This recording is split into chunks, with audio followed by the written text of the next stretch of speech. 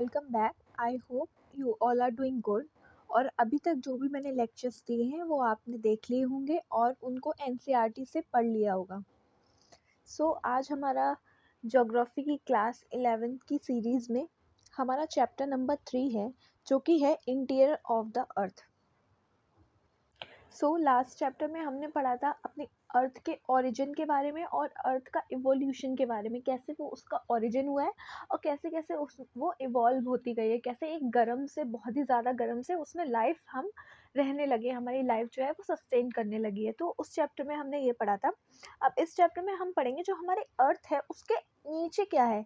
ऊपर तो हमें पता है कि बहुत हरियाली है, ओशियन है, कॉन्टिनेंट्स हैं, बहुत सारी चीज़ें हैं और उसके ऊपर एटमॉस्फेयर है। अब हम उसके अंदर पढ़ेंगे कि इसके अंदर क्या क्या है। वैसे ही मैं स्टार्ट करती हूँ, जैसे कि मैं अपनी वीडियोस को पहले इसमें पढ़ती हूँ आपको, उसके बाद में आपको एक्सप्लेन करती हूँ। और कभी कभी एक्सप्लेन पहले कर देती हूँ और फिर आपको लाइंस पढ़ती हूँ, बिकॉज मैं आपको वर्ड टू वर्ड समझाती हूँ, तो उसके लिए वर्ड के लिए एकदम मुझे वो लाइन पहले पढ़ना पड़ेगा, जैसे कि मैं आपको उसके पूरी लाइन का मतलब बता दूँ। ऐसे मैं समरी तो बता सकती हूँ आपको, बट अगर मैं वो लाइन नहीं पढ़ूंगी तो आपको आई डोंट थिंक कि आपको मैं वो लाइन के अंदर क्या है वो आपको सही से बता पाऊंगी। ठीक है, उसके लिए स्टार्ट करते हैं। What do you imagine about the nature of the अर्थ। आप क्या इमेजिन करते हैं, आप क्या सोचते हैं अपनी जो अर्थ का कैसा नेचर है, क्या है वो। Do you imagine it to be a solid wall like cricket wall और a hollow wall with a thick cover of rock. क्या आप इमेजिन कर सकते हैं कि हमारी जो अर्थ है वो एक हमारी जो क्रिकेट वॉल होती है और एक सॉलिड क्रिकेट वॉल होती है, सर्कल एकदम होती है ना, क्या हमारी अर्थ उसकी तरह है या फिर हमारी अर्थ हॉलो बॉल है, मतलब हमारी अर्थ के बीच में खोखली है, मतलब बीच में कुछ नहीं है, बस ऊपर ऊपर जो है वो मोटा मोटा है और वो हमारा कवर है हमारी रॉक से जो भी है। क्या वो लिथोस्फेयर है। Have you ever seen photographs or images of volcanic eruption on the television scene। क्या आपने कभी भी ऐसे फोटोग्राफ्स देखे हैं टेलीविज़न में, जब हमारा वॉल्केनिक इरप्शन, जब हमारा लावा जो है वो बाहर आता है हमारी अर्थ से, तो क्या आपने कभी भी ऐसा सीन या फिर ऐसा फोटोज देखे हैं। Can you recollect the emergence of hot molten lava, dust, smoke, fire and magma flowing out of volcanic crater. क्या आप उन सारे जो भी आपने सीन्स देखे हैं, क्या उनको आप रिकलेक्ट कर सकें, एक इकट्ठा कर सकते हैं अपने माइंड में और सोच सकते हैं कि भाई कैसे वो लावा इमर्ज हुआ था, कैसे उसमें से स्मोक निकला था, उसमें से आग निकली थी, उसमें कैसे कैसे हमारे जो डस्ट पार्टिकल्स निकले थे, हमारा मैग्मा जो है वो कैसे फ्लो कर रहा था। क्या आप ये सब इमेजिन कर सकते हैं या फिर आप उनको रिकलेक्ट कर सकते हैं। The interior of earth can be understood only by indirect evidence as neither anyone has nor anyone reach the interior of the earth. हमारे जो इंटीरियर ऑफ अर्थ है, मतलब हमारे जो अर्थ के अंदर का जो भी कुछ है वो हमें कैसे पता चलता है। हमें डायरेक्टली तो हम ऐसे जान नहीं सकते हैं कि हम अपनी अर्थ के नीचे खुदाई करते रहें और देखते रहें क्या क्या है, क्योंकि हमारी वो अर्थ बहुत ही ज़्यादा डेप्थ में है और डेप्थ में होने के साथ, चलो डेप्थ में तो हम कर लेते, बट उसका जो टेम्परेचर है वो बहुत ज़्यादा है अंदर का, तो उसमें हमें कितनी प्रॉब्लम होगी, क्योंकि हम उससे खोद खोद कर उसमें नहीं निकाल सकते हैं। तो हमारे जो भी एविडेंसेस है जिसके थ्रू हम कहते हैं कि हमारी अर्थ में फर्स्ट ये लेयर है, सेकंड ये लेयर है, थर्ड ये लेयर है, वो हम अपने जो इनडायरेक्ट एविडेंसेस हैं उनसे देखते हैं। कोई भी हमारे पास ऐसा डायरेक्ट एविडेंस नहीं है जिसके थ्रू हम पूरा एग्जैक्ट बता सकते हैं कि क्या क्या है। कुछ कुछ हैं जैसे कि हमारे आगे हम इस चैप्टर में पढ़ेंगे, बट सारे नहीं है। ठीक है, तो हम कुछ कुछ अपने इनडायरेक्ट से भी निकालते हैं और डायरेक्ट से भी निकालते हैं। The configuration of the surface of the earth is largely a product of process operating in the interior of earth। हमारा जो अर्थ का सरफेस है, जो हमारा अर्थ का जो ऊपर वाला पार्ट है जिसमें हम अभी रहते हैं, वो ज़्यादातर हमारी जो इंटीरियर ऑफ अर्थ से, जो हमारी अर्थ के अंदर की जो प्रोसेस होती है उसका ज़्यादा रिजल्ट है, उसका ज़्यादा प्रोडक्ट है, लार्जली उसका है। ठीक है, exogenic as well as endogenic process are constantly shaping the landscape. हमारी जो एक्सोजेनिक फोर्सेस होती हैं, जैसे कि हमारी जो जैसे ये हमारा अर्थ है, ठीक है, कुछ फोर्सेस क्या होती हैं हमारी ऊपर से लगती हैं वो हमारी एक्सोजेनिक होती है, और कुछ फोर्सेस हमारी जो अंदर से लगती हैं, मतलब अर्थ के नीचे से लगती हैं, वो हमारी इंडोजेनिक होती हैं। तो अब जैसे कि मान लो ये हम ऐसे मान लेते हैं, इसको फ्लैट ऐसे मान लेते हैं, ठीक है। अब कोई भी अगर हमारी नीचे से मान लो इसमें दबाव डाल रहा है, एक सेकेंड, अरे यहाँ पे बताती हूँ, देखो ये ऐसा है। अब कोई भी हमारा इसमें प्रेशर लगाएगा, दबाव डालेगा, तो ये वाला पार्ट हमारा उठने लगेगा ना नीचे से। अब ये उठ जाएगा तो ऐसे से इसमें कुछ कुछ तो स्ट्रक्चर बनेगा ना, यहाँ की जो रॉक होगी वो ऐसे मुड़ना शुरू हो जाएगी, तो वो हमारे लैंड फॉर्म्स क्रिएट करता है, वो हमारे लैंडस्केप क्रिएट करता है। और जब ऊपर वाला फोर्स कैसे वर्क करेगा, जैसे ये है, अब कुछ भी हमारा ये है यहाँ पे, ठीक है, कुछ भी है, अब क्या होगा, जैसे बहुत ज़्यादा हवा आई, बहुत ज़्यादा विंड आई, तो ये हमारा धीरे धीरे इरोड होता जाएगा, मतलब ये कम होता जाएगा, ऐसे ऐसे होता जाएगा। अब हवा आने से हमारा ये इतना हो गया, और हवा होगी तो हमारा और भी ज़्यादा कम होता जाएगा, ये छोटा हो गया। जैसे जैसे हमारे ये एक्सोजेनिक फोर्स या फिर वाटर वगैरह, इन सब का एक्सोजेनिक फोर्स वो होते हैं जो ऊपर से लगते हैं, और इंडोजेनिक फोर्स जो होते हैं जो हमारी अर्थ के नीचे से लगते हैं, मतलब इंटीरियर से लगते हैं, ठीक है। सो एक second, A proper understanding of the physiographic character of the region remains incomplete if the efforts of endogenic process are ignored. अगर हम अपनी किसी भी प्रोसेस का जो कैसे हमारा वो फिजियोग्राफिक, कैसे उसका कैरेक्टर है, कैसे वो इवॉल्व हुआ, कैसे उसका पूरा एफर्ट कंप्लीट है, कैसे कैसे ये सब कुछ हुआ, अगर हम सिर्फ और सिर्फ एक्सोजेनिक फोर्स के बारे में पढ़ के छोड़ दें, मतलब ऊपरी फोर्स के बारे में पढ़ के छोड़ दें, और जो अंदर वाले फोर्स हैं उनके बारे में ना पढ़ें, तो हमारा जो ये हमेशा ही इनकम्प्लीट रहेगा, कभी भी हम उसको कंप्लीट नहीं कर पाएंगे। अगर हम इंडोजेनिक फोर्स को, प्रोसेस को इग्नोर कर दें, जो भी हमारी अर्थ के नीचे होती है प्रोसेस, वो सब अगर हम इग्नोर कर दें, तो हमारी जो फिजियोग्राफिक करेक्टर है किसी भी रीजन का, किसी भी जगह का, वो हमेशा इनकम्प्लीट ही रहेगा। Human life is largely influenced by the physiography of the region. हमारी जो ह्यूमन लाइफ है वो हमारी बहुत ही ज़्यादा इन्फ्लुएंस होती है किसी भी रीज़न की, क्या फिजियोग्राफी है, कैसा उसका क्या कैरेक्टर है, ठीक है। Therefore it is necessary that one get acquainted with the force that influence landscape development. To understand why the earth shake or how a tsunami waves is generated, it is necessary that we know certain details of the interior of the earth. So ये सारी चीज़ें जानने के लिए कि हमारा इन सारे landscape का डेवलपमेंट कैसे होता है, हमारा क्या क्या फोर्सेस लगती हैं, इन सब को जानने के लिए, और हमारी क्या क्या, कैसे हमारी जो अर्थ है वो शेक करती है, जो अर्थ क्यूब आता है भाई वो क्यों आता है, हमारी जो सुनामी वेव्स आती है ओशन में वो क्यों आती है, इन सब को जानने के लिए हमारा जो अर्थ का इंटीरियर है उसको पढ़ना हमारे लिए बहुत ज़्यादा ज़रूरी हो जाता है। In the previous chapter you have noticed that the earth forming material have been distributed in the form of layers from crust to the core. So हमने अपने लास्ट चैप्टर में देखा था कि हमने जो हमारी जो अर्थ फॉर्म में मटेरियल है वो हमारी क्रस्ट से लेके कोर तक है, ठीक है, इतना यहाँ से लेके यहाँ तक है जो भी इंटीरियर में है अर्थ के। It is interesting to know how scientist have gathering information about these layers and what are the characteristics of each of these layers.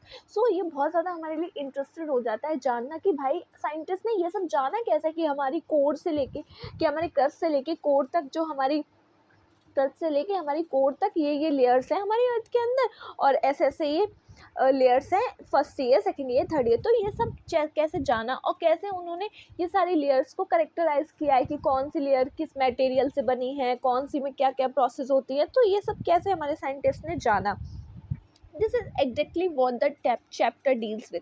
So ये सब हम अपने इस चैप्टर में एग्जैक्टली ये सारी चीज़ें हम पढ़ेंगे इस चैप्टर में, ठीक है।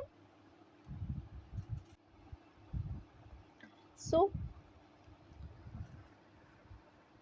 सोर्स और the information about the interior, तो हमारी क्या क्या इंफॉर्मेशन, क्या क्या सोर्स है हमारी ये सारी इंफॉर्मेशन का, कि हमारी अर्थ का कैसा इंटीरियर है, और क्या क्या हमारी कैसी, कितनी रेडियस है हमारी, कितनी डेंसिटी है, ये सारी चीज़ें देखते हैं। The earth radius about 6378 kilometre, हमारी जो अर्थ की रेडियस है वो इतनी है। No one can reach the centre of earth and make the observation और collect sample of the material. So हमारी अर्थ की रेडियस ही इतनी है। रेडियस क्या होती है, ये सर्कल है मान लो, ये यहाँ सेंटर से लेके हमारा सरफेस तक का पार्ट यहाँ तक, ये ठीक है, ये हमारी रेडियस होती है। और ये पूरा पार्ट यहाँ से लेके यहाँ तक पूरा हमारा, ये वाले सरफेस से लेके ये वाले सरफेस तक पार्ट कोई भी, वो हमारा डायगोनल होता है। ठीक है, सो ये हमारी जब इतनी, एक सेकेंड, दिस वन, ये हमारी कितनी है, 6378 किलोमीटर, मतलब 6378 किलोमीटर। तो बहुत ज़्यादा मुश्किल है हमारे लिए, मतलब पॉसिबल ही नहीं है हमारे लिए, हमारे जो इतनी इंटीरियर में, मतलब एकदम सेंटर के अंदर पहुंच जाना हमारे अर्थ के, ये हमारे लिए पॉसिबल ही नहीं है। और जाके वहाँ पे सैंपल कलेक्ट करना उस मटेरियल का, ये पॉसिबल ही नहीं है। कोई भी अभी तक ऑब्जर्व ही नहीं कर पाया, ऑब्जर्वेशन ये कर ही नहीं पाई किसी ने। Under such condition, you may wonder how scientists tell us about the Earth's interiors and the type of matter that exists at such depth. So ये सब होने के बाद आप कैसे सोच सकते हैं, मतलब आप सोच रहे होंगे कि अगर इतना, जब ये इम्पॉसिबल है, जाना पॉसिबल ही नहीं है, तो कैसे हमारे साइंटिस्ट ने बताया कि जो हमारी अर्थ के अंदर कौन कौन से लेयर हैं, क्या क्या उसका मटेरियल है, ये सब कैसे बताया।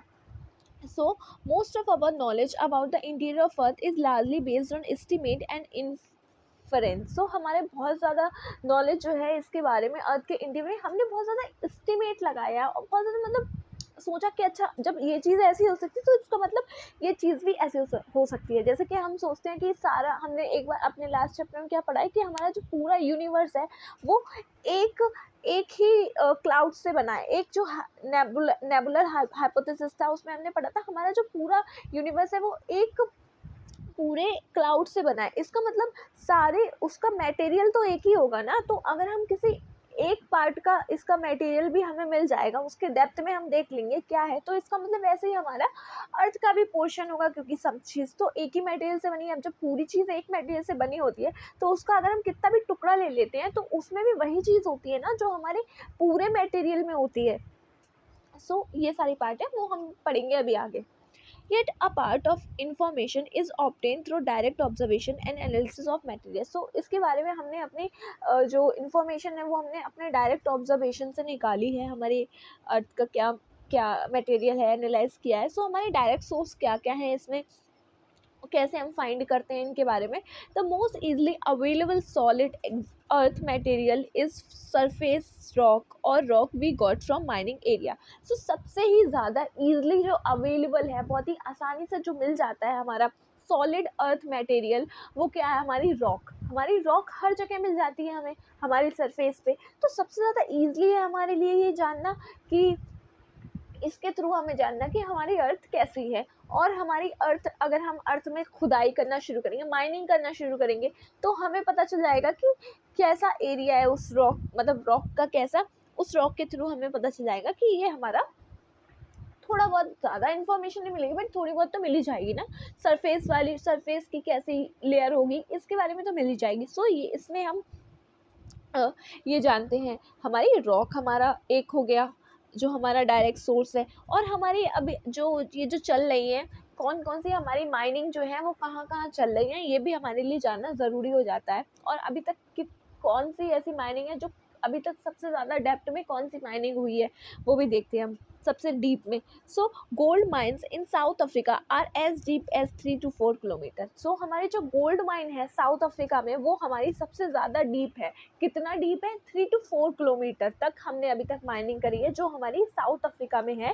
और वो सबसे ज़्यादा डीप माइनिंग है, उससे ज़्यादा अभी तक डीप हमने कोई भी माइनिंग नहीं करी है। Going beyond this depth is not possible as it very hot at this depth. So इससे ज़्यादा नीचे जाना हमारे लिए बहुत ज़्यादा मुश्किल है, क्योंकि यहाँ तक ही बहुत ही ज़्यादा हीट है, बहुत ज़्यादा हॉटनेस है। तो उससे ज़्यादा ऊपर जाना तो बहुत ही ज़्यादा मुश्किल हो, उससे ज़्यादा नीचे जाना तो बहुत ही ज़्यादा मुश्किल है। तो हमने अभी तक सिर्फ इतना ही कर पाया है। Beside mining, scientists have taken up a number of projects to penetrate deeper depth to explore the condition in the crucial portion. So, mining के अलावा भी हमारे जो कुछ कुछ ऐसे प्रोजेक्ट हैं जो हमारे साइंटिस्ट ने अपने डेप्थ को एक्सप्लोर करने के लिए, हमारी अर्थ के इंटीरियर को एक्सप्लोर करने के लिए, पेनिट्रेट करने के लिए, मतलब आर पार करने के लिए हमारे कुछ क्रिस्टल पोर्शन पे वो हमारी कुछ ऐसे प्रोजेक्ट हैं, जैसे कि हमारे scientist world over are working on 2 major project. और हमारे जो साइंटिस्ट हैं, वो हम साइंटिस्ट हैं हमारे वर्ल्ड के, वो हमारे जो अर्थ के 2 ऐसे मेजर प्रोजेक्ट हैं जिन पर अभी वर्क कर रहे हैं, जो कि हैं हमारे डीप ओशियन ड्रिलिंग प्रोजेक्ट। एक हमारा है deep ocean drilling project and integrated ocean drilling project. ये दोनों ऐसे प्रोजेक्ट हैं जिसमें हम अपना ड्रिल कर रहे हैं अपने अर्थ के इंटीरियर को जानने के लिए। The deepest drill at Kola in Arctic Ocean has far reach at a depth of 12 kilometre. जो सबसे ज़्यादा ड्रिल हुआ है, सबसे डेप्थ में जो ड्रिल हुआ है, वो हमारे कोला में हुआ है, वो जो कि हमारा आर्टिक ओशियन में है। और हमारा कितना डेप्थ में हम अभी तक उसमें पहुँचे हैं, वो हमारी 12 किलोमीटर डेप्थ में अभी तक पहुँचे हैं। This and many deep drilling project have provided large volume of information through the analysis of material collected at different depth. So ये हमारी बहुत ही ज़्यादा हमें इंफॉर्मेशन और वॉल्यूम हमें प्रोवाइड करती है कि, और हमारे बहुत ज़्यादा जो लार्ज नंबर ऑफ मटेरियल को कलेक्ट करके हमें डिफरेंट डेप्थ पे हमें इंफॉर्मेशन मिली है अपने अर्थ के इंटीरियर के बारे में। Volcanic eruption forms another source of obtaining direct information. अब हमारा एक तो हमारा हो गया क्या कहते हैं रॉक के थ्रू हमें अपनी इंफॉर्मेशन मिल जाती है। दूसरा हमारा हो गया हमारी माइनिंग वाली एक्टिविटी। तीसरा हमारा हो गया ड्रिलिंग वाली एक्टिविटी एंड चौथा हमारा हो गया वॉल्केनिक इरप्शन। अब जो वॉल्केनिक इरप्शन होता है वो हमारी अर्थ के इंटीरियर से ही तो होता है। अब हमारा मैग्मा, हमारा लावा जो बाहर निकलता है, वो हमारा अर्थ के इंटीरियर से ही तो होता है। तो उसको जान के हम अपना पता लगा सकते हैं कि आखिर हमारी अर्थ के नीचे है क्या, कैसा मटेरियल है। सो ये भी हमारा एक डायरेक्ट सोर्स हो गया। डायरेक्ट सोर्स वो होते हैं जो हम डायरेक्टली अपनी अर्थ से ले सकते हैं। इनडायरेक्ट वो होते हैं जो हम अपनी अर्थ के डायरेक्टली नहीं ले सकते। मतलब हम कह देते हैं कि भाई अगर ऐसा है, इसका मतलब कि ऐसा भी हो सकता है, बट डायरेक्टली क्या है कि ये हमें चीज़ें मिली हैं, ये एविडेंस है, ठीक है। As and when the molten material, direct source में हम कोई अंदाज़ा नहीं लगाते होते, बट हम इनडायरेक्ट सोर्स में अंदाज़ा लगा लेते हैं कि अच्छा अगर ये मटेरियल इसका बना हुआ है तो इसका मतलब है, जब ये पूरा एक ही क्लाउड था तो इसका मतलब ये भी पूरा एक ही क्लाउड होगा, जैसे अभी मैंने आपको ऊपर वाले में बताया। As and when the molten material is thrown into the surface of Earth during volcanic eruption, it becomes available for laboratory analysis. जब भी जैसे ही हमारा molten material जो भी हमारी अर्थ से आता है volcanic eruption के टाइम पे सरफेस पे, तब हमारे जो हमारे लेबोरेटरी वाले एनालिसिस करते हैं इसका, हमारे जो भी कि ये किस मटेरियल से बना है, कैसा क्या है, ये सारी चीज़ें हमारी लेबोरेटरी में इसको एनालाइज किया जाता है। However it is difficult to ascertain the depth of the source of such magma, but ये कहना बहुत ज़्यादा मतलब ये पॉसिबल नहीं है बताना कि कितनी डेप्थ से आया। मतलब अब हमारी अर्थ का मान लो ये आधा वाला पोर्शन है, जैसे इतना मान लो, ठीक है। अभी हमारा सरफेस पे कोई चीज़ आई, अब हम ये नहीं कह सकते कि ये यहाँ से आई है या फिर यहाँ से आई है या यहाँ से आई है या यहाँ से आई, कितनी डेप्थ से आई है, कितनी ज़्यादा अंदर ही गहराई से आई है, हम ये नहीं बोल सकते हैं, ठीक है। सो अब हमारे दूसरे आते हैं इनडायरेक्ट सोर्स। अब इनडायरेक्ट सोर्स क्या है? Analysis of properties of matter indirectly provided information about the interior. ये हमारे इनडायरेक्टली हमारे अर्थ के इंटीरियर के बारे में हमें जो है प्रोवाइड करते हैं information. We know through the mining activities that temperature and pressure increase with the increase in distance from the surface to the interior in deeper depth. जैसे ही हमें माइनिंग एक्टिविटीज़ थी हमारी, उसके थ्रू हमें पता चला कि जो हमारी अर्थ का जैसे ही हम अंदर चले जाते हैं वैसे ही हमारा टेम्परेचर और प्रेशर जो है अर्थ का वो इंक्रीज़ होता जाता है। जैसे जैसे हम नीचे जाते हैं अर्थ के, वैसे वैसे हमारा टेम्परेचर जो है वो इंक्रीज़ होता जा रहा है। More over it is also known that the density of the material also increase with depth. और ये भी कहते हैं कि जो हमारी डेंसिटी है हमारी जो मटेरियल की, वो भी हमारी डेप्थ में जाते जाते इंक्रीज होती जाती है। It is possible to find the rate of change of these characteristics known the total thickness of earth scientist have estimated the value of temperature, pressure and density of material at different depth. So ये हमारे लिए जानना possible है कि हम rate of change of these characteristic कि उनका क्या कैसे कैसे चेंज हो रहा है, और हमारा जो साइंटिस्ट कि हमारी अर्थ में कहाँ पे हमारा कौन सा टेम्परेचर है, कौन सा प्रेशर है, कितनी डेंसिटी है डिफरेंट डिफरेंट डेप्थ पे, ये सब हम इनके थ्रू जान सकते हैं। The detail of these characteristics with reference to each layer of the interior are discuss later in this chapter. So क्या क्या कौन सी लेयर्स पे कौन कौन सी कितना टेम्परेचर है, कितनी डेंसिटी है, कितना प्रेशर है, ये सब हम अपने इस चैप्टर के आगे आने वाले पार्ट में जानेंगे। So another source of information are the meteoroid that at time reach the earth। so हमारे जो अदर इन्फॉर्मेशन है, जो हमारा अदर इनडायरेक्ट सोर्स है, वो हमारा एक मेटेरॉइड के थ्रू हम जान सकते हैं कि हमारा अर्थ का जो इंटीरियर है वो कैसा है। अब हम अपने मेटेरॉइड के थ्रू कैसे जान सकते हैं? जो मेटेरॉइड है वो हमारे कहाँ यूनिवर्स से आते हैं, हमारे अर्थ से टकराते हैं और वो हमारी सरफेस पे आ जाते हैं, ठीक है। अब अभी मैंने आपको बताया कि जो हमारा यूनिवर्स है वो हमारा एक ही क्लाउड से बना हुआ है, तो हम ऐसा एस्टिमेट लगा लेते हैं कि अगर इसके अंदर हमने पहचान लिया तो इसका मतलब जैसी लेयर्स इसके अंदर हैं वैसे ही हमारी अर्थ के अंदर सेम लेयर हमें मिल जाएगी। सो ये रहा हमारा meteoroid. However, it may be noted that the material that became available for analysis from meteoroid is not from the interior of Earth। और जो भी मटेरियल हम मेटेरॉइड से लेते हैं वो हमारे अर्थ के डायरेक्टली हमारे अर्थ के इंटीरियर से नहीं है।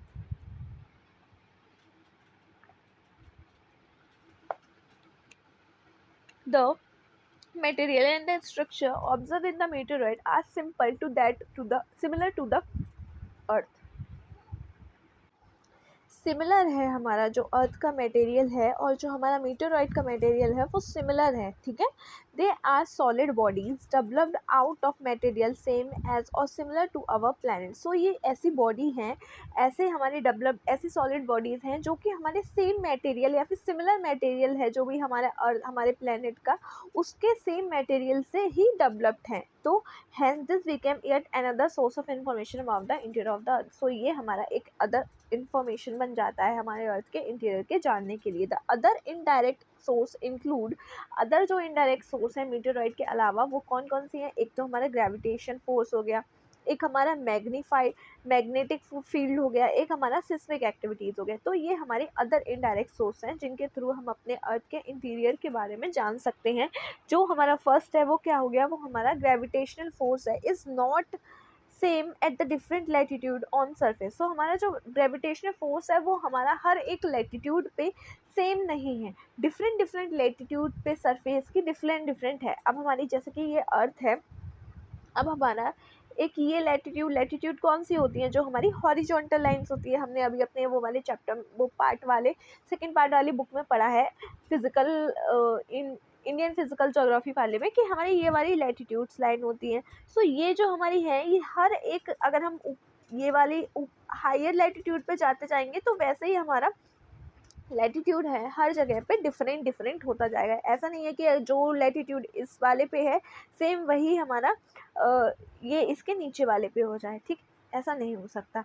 It is greater near the pole, जो हमारा पोल है उसके पास में ग्रेविटेशनल फोर्स जो है वो सबसे ज़्यादा होता है। मतलब अगर कोई भी चीज़ हम ऊपर उछालेंगे तो वो सबसे जल्दी नीचे आएगी। ग्रेविटेशनल फोर्स क्या होता है? जो हमारे नीचे हमारी चीज़ें को पुल करता है। And lesser at the equator, और इक्वेटर पे वो लेसर है। It is because of the distance from the centre at the equator being greater at the pole. So हमारी ये क्यों है? क्योंकि हमारी जो हमारी अर्थ है उसका जो सेंटर है वो हमारा जो है वो ज़्यादा हो जाता है। सेंटर से हमारी अर्थ का इक्वेटर का हमारा डिस्टेंस जो है वो बहुत ज़्यादा हो जाता है और पोल्स पर वो कम रहता है, इसलिए हमारा ग्रेविटेशनल फोर्स जो है वो हमारा पोल्स पर ज़्यादा है और हमारा अर्थ के इक्वेटर पे कम है।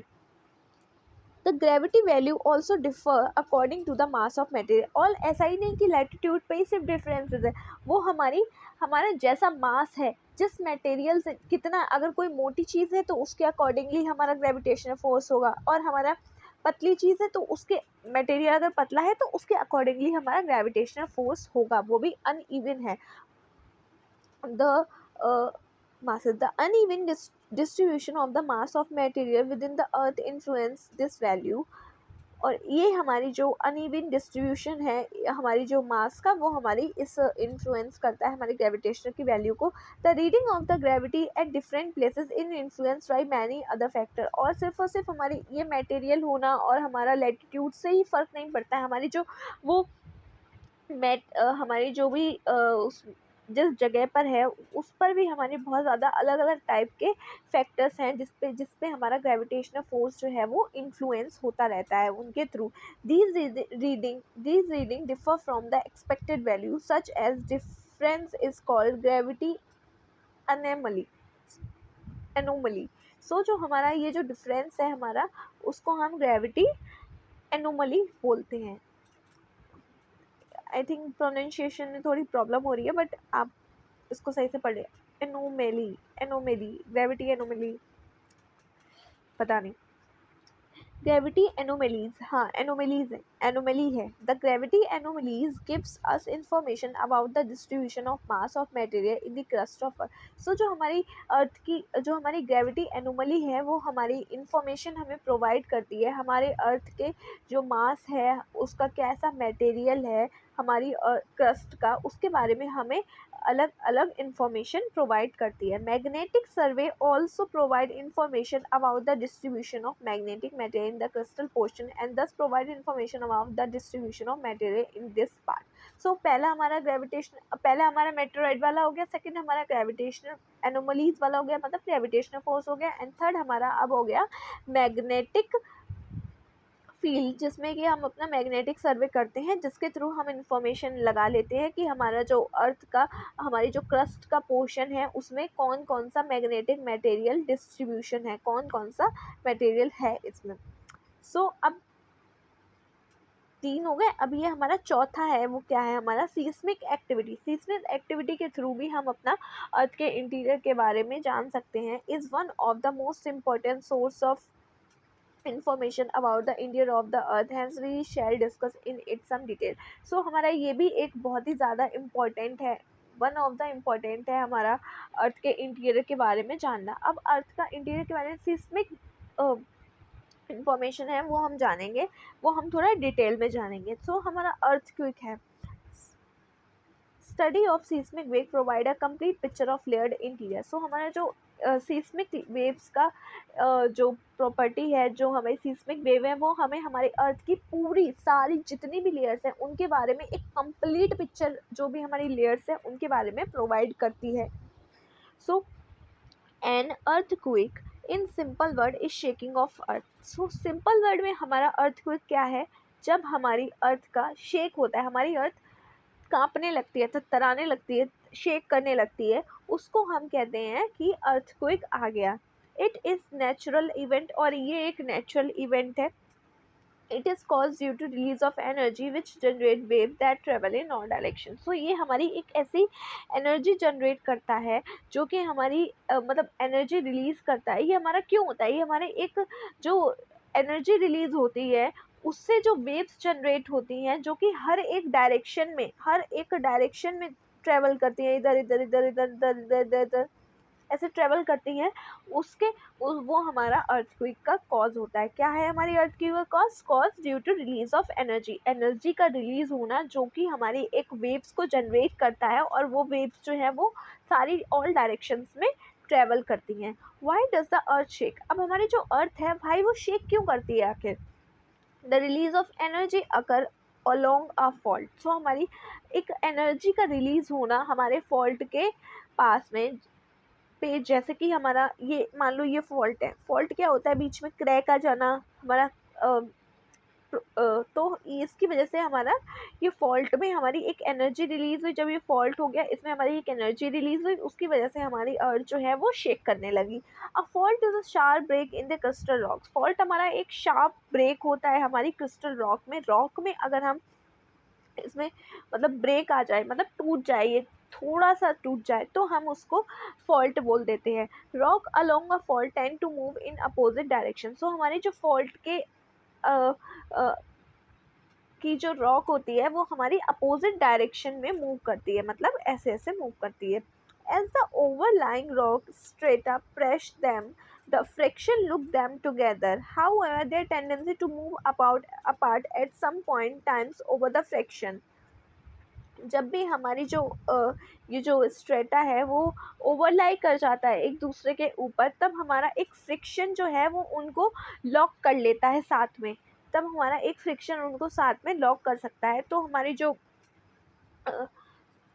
तो हमारी जो टेंडेंसी है हमारी उन अर्थ को मूव करने की अपार्ट, मतलब अलग अलग डायरेक्शन में, तब हमारी ये हो जाती है जिससे कि हमारा फ्रिक्शन overcomes हो जाता है। As a result, the block get deformed and eventually they slide past one another abruptly. This cause a release of energy. और जैसे ही हमारे ब्लॉक जो है वो स्लाइड एक से मतलब अलग अलग स्लाइड हो जाते हैं, मतलब अलग अलग डायरेक्शन में या स्लाइड हो जाते हैं वो थोड़े से, तब हमारी एक टाइप की एनर्जी जो है वो रिलीज होती है उस जगह पे जहाँ से वो चले जाते हैं। मतलब अब कोई भी शेक हो जाएगी, कोई भी चीज़ में फॉल्ट आ जाएगा, तो चीज़ें क्या होंगी यहाँ पे, जैसे कि मान लो यहाँ पे अभी एक ऐसी चीज़ है, अब यहाँ पे थोड़ा सा ये फॉल्ट आ गया, यहाँ पे ये थोड़ा सा ये फॉल्ट आ गया, तो यहाँ का जो मटेरियल था अब वो तो भाई इधर मूव कर गया या फिर इधर मूव कर गया या इधर मूव कर गया, मतलब अपोजिट डायरेक्शन में मूव कर गया, तो यहाँ पे तो खाली हो गया ना। तो इस खाली जगह पे हमारा एनर्जी जो थी वो रिलीज करी, जिसकी वजह से हमारा अर्थक्वेक है वो आया, उसने हमारे क्या कॉज किया, हमारी रिलीज ऑफ एनर्जी करी, जिसमें कि हमारी energy travel in all direction, और जो हमारी जो एनर्जी रिलीज हुई वो हर एक डायरेक्शन में ट्रेवल करी। The point where the energy is release is called focus of earthquake, alternative it called the hypocentre. So हमारी जिस पॉइंट से वो एनर्जी रिलीज हुई वो पॉइंट हमारा फोकस पॉइंट बोलते हैं उसको, और हम उसको हाइपोसेंटर बोलते हैं। जैसे कि सी, ये हमारा अर्थ का इंटीरियर था, मतलब ये हमारी अर्थ का इंटीरियर पार्ट है, ये नीचे में अभी सिर्फ आधा आधा बना दिया आपको, ठीक है। तो मान लो हमारी अर्थ की ये सरफेस है, ठीक है। अब मान लो यहाँ से हमारी जो भी एनर्जी थी वो रिलीज करी, तो ये जो पॉइंट है रिलीज करने वाला वो हमारा फोकस पॉइंट है और उसको हम हाइपोसेंटर बोलते हैं, ठीक है। अब क्या हुआ, अब ये जब एनर्जी यहाँ से रिलीज करती है, ठीक है, यहाँ से एनर्जी रिलीज की, अब जब ये रिलीज करके ये हमारी सरफेस पे गई, सो पहला जो इंसान डायरेक्टली, मतलब पहला जो सरफेस है जिस पे डायरेक्टली ये हमारी पड़ी, ये हमारा एपिसेंटर कहलाता है। जहाँ से रिलीज हुई वो हमारा फोकस और हाइपोसेंटर कहलाता है, और जहाँ पर पड़ी जाके सरफेस पर डायरेक्टली वो हमारा एपिसेंटर कहलाता है, ठीक है। सो ये अभी हम इसमें देखेंगे, कहाँ गया, हाँ, hypocentre, the energy waves travel in different direction reaching the surface, और हमारी जो एनर्जी वेव्स हैं वो अलग अलग, अब जो हमारी यहाँ से जब एनर्जी रिलीज होगी, इसी डायग्राम में बताती हूँ, कहाँ गया, हाँ, अब जब हमारी, कौन सा था, यही तो था, हाँ, जब हमारी एनर्जी यहाँ से रिलीज होती है तो वो हमारी, ये नहीं था, चलो मैं दूसरे डायग्राम में बता देती हूँ। यहाँ से हमारी एनर्जी रिलीज हुई, ये हमारा फोकस पॉइंट है और हाइपोसेंटर पॉइंट, ठीक है।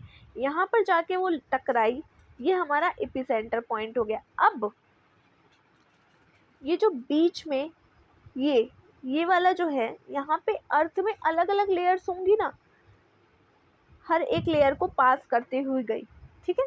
सो ये लेयर्स के बारे में से डिफरेंट लेयर्स में डिफरेंट डायरेक्शन में हमारी जो ये वेव्स, ये जो एनर्जी है ये रिलीज करती हुई गई, और the point on the surface nearest the focus is called epicentre, और जो भी हमारा पॉइंट हमारी फोकस से सबसे पास में होगा वो मतलब पहला इंसान होगा जो हमारी सरफेस पे हिट होगा, वो हमारा इंसान नहीं, मतलब सरफेस, वो हमारा एपिसेंटर पॉइंट कह जाएगा, जो कि हमारा फोकस के सबसे पास होगा।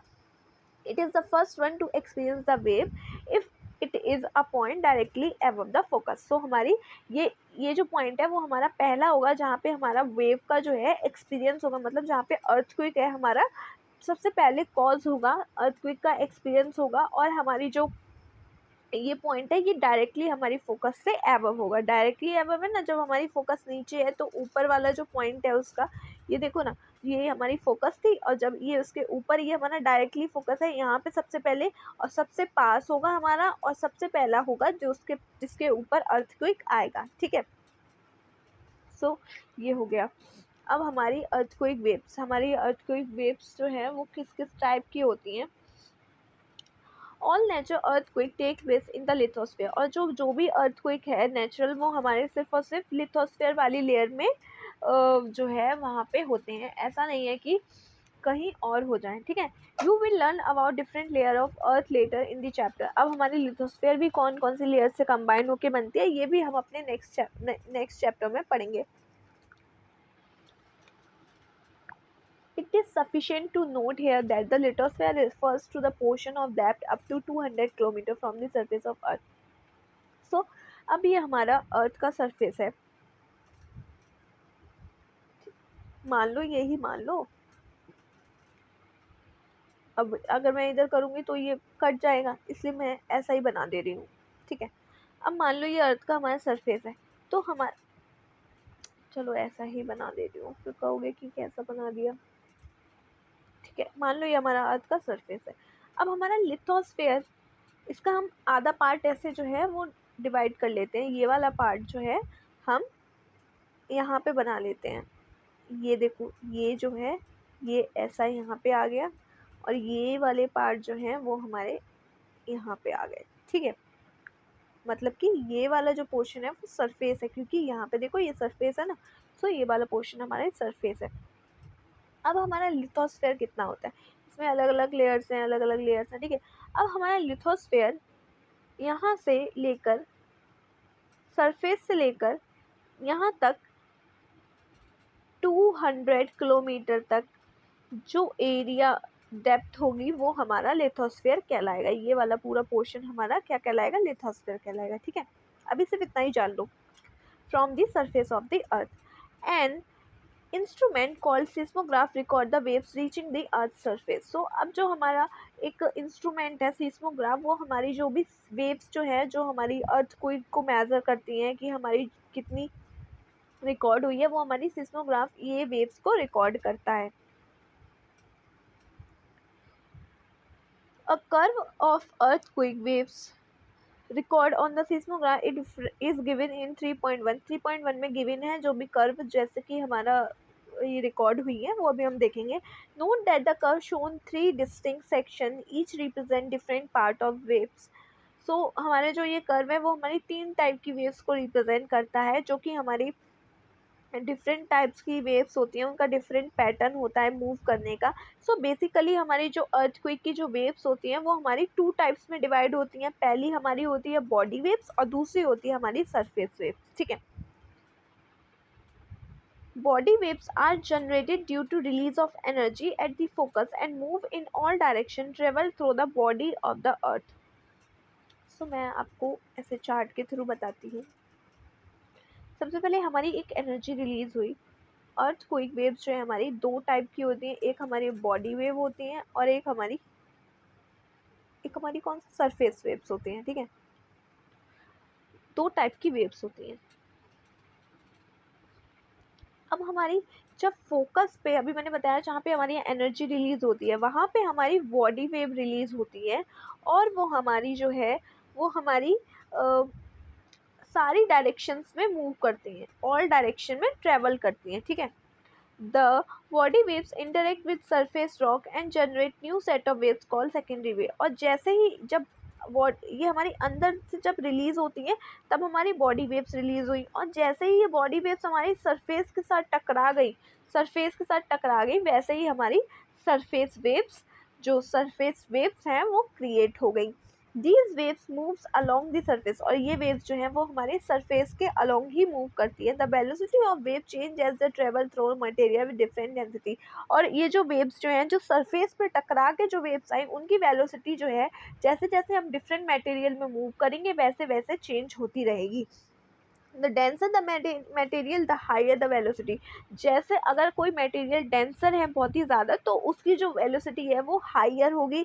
और their differences also changes, they reflect और refract with when come across the material with different density. और जब जब वो डिफरेंट डिफरेंट डेंसिटी के मटेरियल के उसमें आएंगी, या तो वो रिफ्रैक्ट कर जाएंगी मतलब वापस हो जाएंगी ना, या फिर तो रिफ्रैक्ट कर जाएंगी मतलब आगे चली जाएंगी, या फिर तो वो रिफ्रैक्ट कर जाएंगी, या फिर तो रिफ्रैक्ट कर जाएंगे या फिर रिफ्रैक्ट कर जाएंगी। ठीक है। सो अब देखो हमारी ये 3 टाइप की वेव्स हमें दिखाई जा रही हैं। एक हमारी प्राइमरी वेव है, ये एक हमारी एस वेव मतलब पी वेव है, और एक हमारी एस वेव्स है, और ये हमारी सरफेस वेव। सरफेस वेव्स क्या है? जो हमारी सरफेस पे टकराती हैं। और ये पी वेव्स और ये एस वेव्स ये हमारी बॉडी वेव्स का पार्ट है। मतलब हमारी बॉडी वेव्स को भी, ये जो मैंने अभी ऊपर बताया आपको कि हमारी जो वेव्स जो हैं वो हमारी 2 टाइप में डिवाइड करी जाती हैं। एक हमारी बॉडी वेव्स, एक हमारी सरफेस। अब ये बॉडी वेव्स को भी हम फर्दर 2 पार्ट में डिवाइड कर लेते हैं। एक हमारी पी वेव्स है और एक हमारी एस वेव्स है। ठीक है। सो अब पी वेव्स एस वेव्स के बारे में पढ़ते हैं।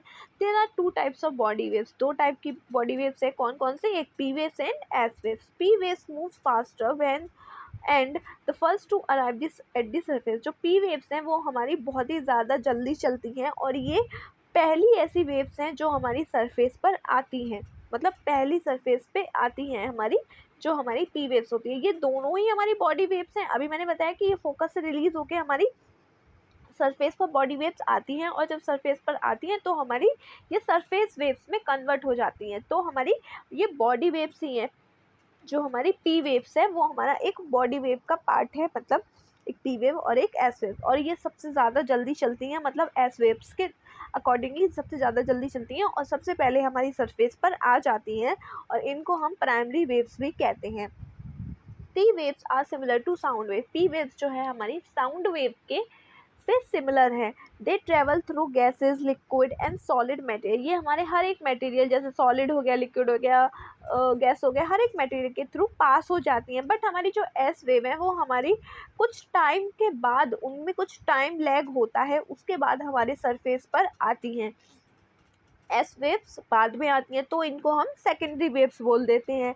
और ये जो an important fact about S wave is that, जो हमारे इम्पॉर्टेंट फैक्टर है जो हमारी एस वेव्स के बारे में, वो ये है कि जो हमारी एस वेव्स हैं वो सिर्फ और सिर्फ सॉलिड मटेरियल से पास हो सकती है। मतलब जो हमारी पी वेव्स थी वो हमारी सॉलिड, लिक्विड, गैस से पास हो सकती थी, और हमारी जो एस वेव है वो सिर्फ और सिर्फ सॉलिड मटेरियल से पास हो सकती हैं। जो इनका जो करेक्टरिस्टिक्स है एस वेव का, ये हमारे लिए ज़्यादा इम्पॉर्टेंट है। ये हमें ज़्यादा बताता है कि कौन सा अर्थ का मटेरियल सॉलिड है, पोर्शन सॉलिड है, और कौन सा लिक्विड है। तो अब हमें ये कैसे पता चलेगा? क्योंकि अगर ये हमारी डायरेक्टली मान लो यहाँ से हमारी अगर एस वेव्स हैं, अगर वो डायरेक्टली हर एक जगह से पास होती हुई ऊपर आ गई, तो इसका मतलब ये पूरा पोर्शन जो है वो सॉलिड है, क्योंकि सिर्फ ये यहीं से पास हो सकती है। बट अगर ये यहाँ से पास हुई और ये इधर से पास नहीं हुई, तो इसका मतलब ये पोर्शन इसका लिक्विड है, तभी तो ये लेयर्स इससे पास नहीं हो पाती है। तो ये इनका कैरेक्टरिस्टिक्स हमारे लिए ज़्यादा इम्पोर्टेंट हो जाता है इंटीरियर ऑफ अर्थ के लेयर्स के बारे में जानने के लिए। It has help scientist to understand the structure of interior of earth. हमारे अर्थ साइंटिस्ट को हेल्प करता है हमारे इंटीरियर ऑफ अर्थ के बारे में जानने के लिए। The reflection cause waves to rebound whereas refraction makes waves more and different direction. The variation in the direction of waves are inferred with the help of their record on seismography. अब इनका जो variation है वो हमारी seismograph की help से हम direction वगैरह जो कुछ भी है हम रिकॉर्ड कर सकते हैं अपनी सिस्मोग्राफ की हेल्प से। The surface waves are last to report on seismograph. और सरफेस वेव जो है सबसे पहले हमारी कौन सी वेव्स, बॉडी वेव्स हमारी काउंट होती, रिकॉर्ड होती है हमारी सिस्मोग्राफ में। अब हमारी बॉडी वेव्स भी हमारी 2 टाइप्स की हैं। कौन कौन से? एक हमारी प्राइमरी, मेरे साथ बोलिए, और ये सारी आप कमेंट में बताइए कि बॉडी कौन कौन से 2 टाइप की हमारी वेव्स होती हैं। सबसे पहले तो ये बताइए कौन कौन सी हमारी 2 टाइप की वेव होती है। लिखिए जल्दी से।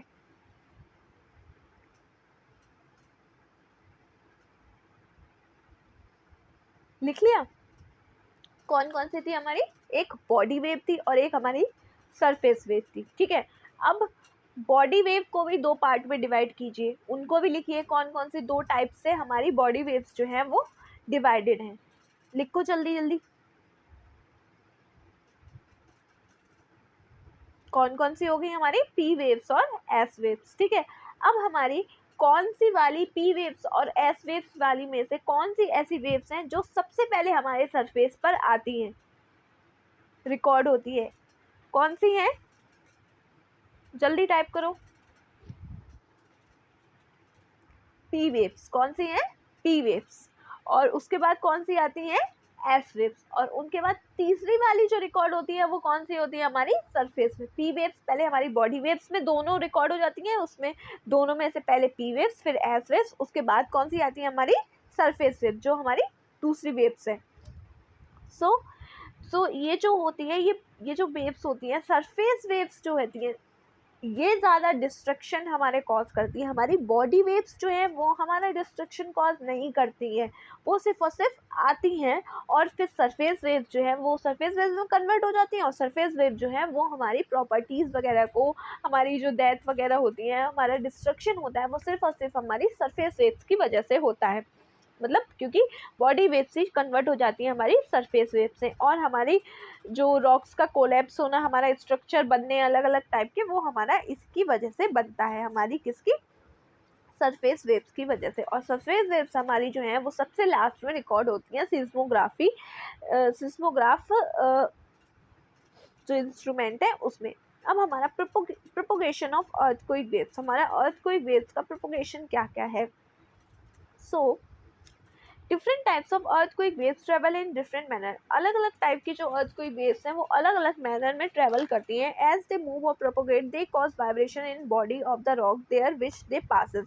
तो जैसे जैसे ये मूव करती हैं वैसे वैसे हमारी ये जो है वाइब्रेशन क्रिएट करती हैं उस बॉडी में जिस बॉडी से ये पास हो रही होती हैं। P waves vibrate parallel to the direction of the waves. अब हमारी जो पी वेव्स है वो हमारी पैरेलल वाइब्रेशन क्रिएट करती हैं। पैरेलल क्या होता है, दो लाइंस के ऐसे। सो हमारी ये पी वेव्स के फॉर्म में, मतलब पैरेलल फॉर्म में हमारा जो है वाइब्रेशन क्रिएट करती है, direction parallel to the direction of waves, जो भी डायरेक्शन है वेव्स की उसके पैरेलल में। ठीक है, अब हमारी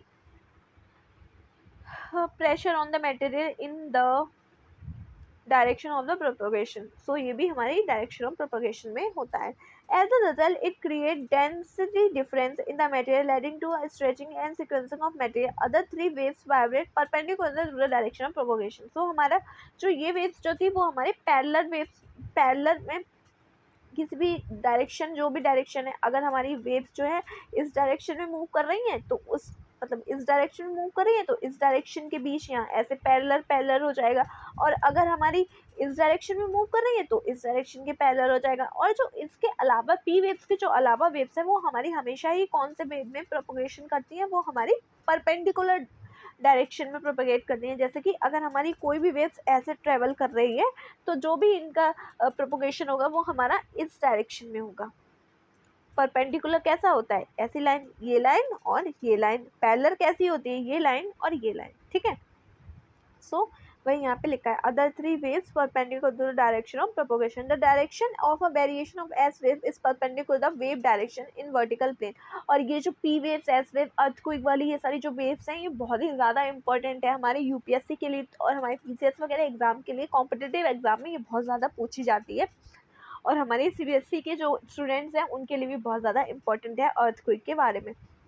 The difference of vibration of S waves is perpendicular to the wave direction in the vertical plane. Hence, they create throat and crest in the material through which they passes. तो जब जैसे जैसे ये हमारी जो S waves हैं ये पास होती हैं तो ये हमारी थ्रोट्स और हमारी क्रेस्ट जो है मटेरियल में बना देती हैं, जिस जिस मटेरियल से ये पास होती हैं। Surface wave are consider to be the most damaging wave, और जो हमारी सरफेस वेव है वो हमारी बहुत ही ज़्यादा डैमेजिंग वेव्स उन्हें कंसिडर किया जाता है क्योंकि वही हमारे डिस्ट्रक्शन करती है। अब हमारा इमरजेंस ऑफ शेडो जोन, अब ये क्या होता है भाई।